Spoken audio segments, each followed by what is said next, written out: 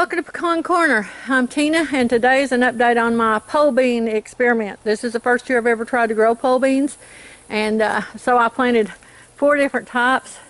I was hoping that this shady area where they'll get a little bit more sun a little bit later in the day. You can see that that spot right there is real sunny now, and as the sun moves on in the afternoon, these will get more sun.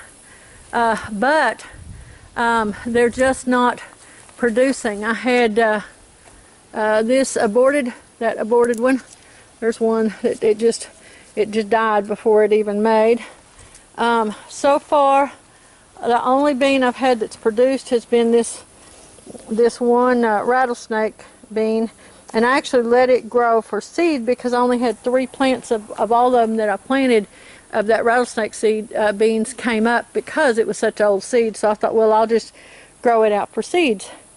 But this is, let's see what these are here.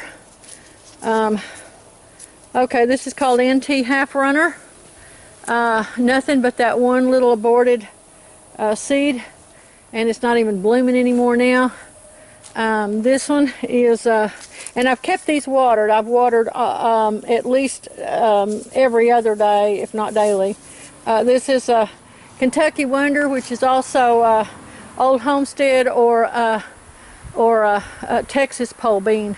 A very, very ancient variety, supposed to do great in Texas, and one of the most popular ones in the country, and not a single bean on it yet.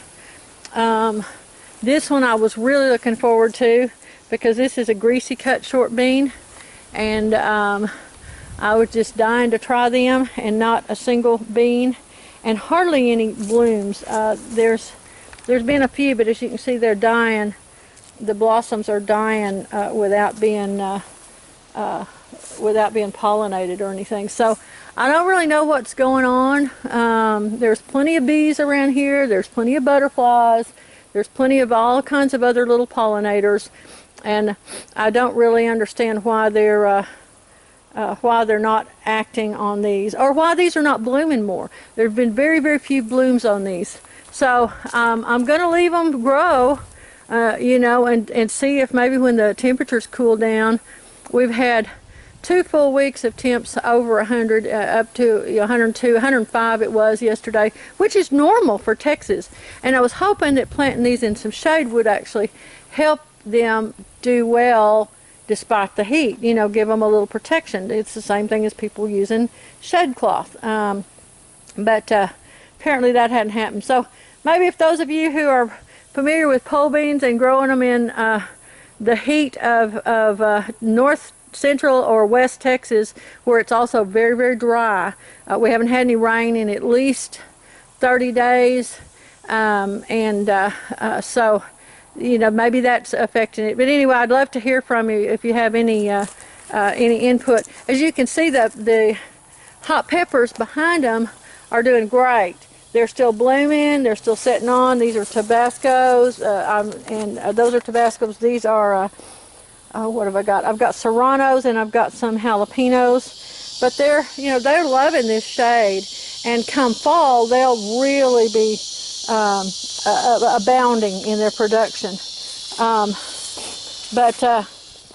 they're right there. They get the same water that these beans do, but it's just and the leaves are healthy. They're putting on growth. I didn't fertilize, so I don't know. I look forward to hearing more about it. All right. Y'all have a great evening. Thanks again. Bye.